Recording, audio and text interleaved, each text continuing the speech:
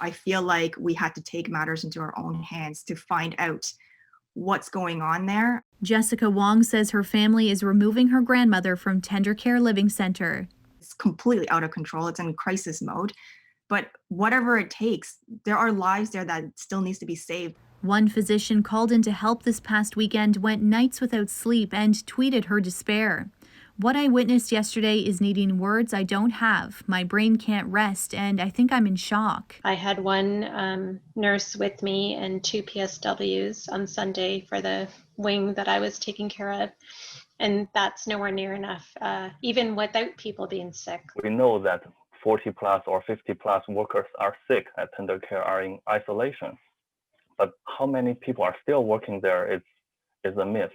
Ontario's long-term care ministry told CBC News it has completed an inspection of the home and is determining what actions to take next, and that a report will be made available on the public website once it's shared with the home. A Tender Care spokesperson confirmed it's finalizing an agreement to have a major hospital help manage the home. Everyone who I saw there on Sunday was working incredibly hard, nonstop. I think their assistant director of care, I don't even know if she was going home. I think she, it's quite likely she was practically sleeping there.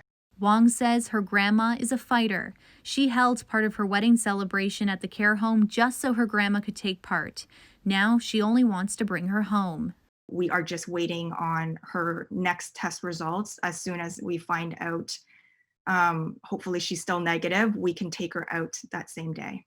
In a newsletter to families, Tender Care says that it's monitoring residents for symptoms twice a day, including taking their temperature and isolating those who show symptoms. They're also screening staff and say there are extensive cleaning protocols. Talia Ricci, CBC News, Toronto.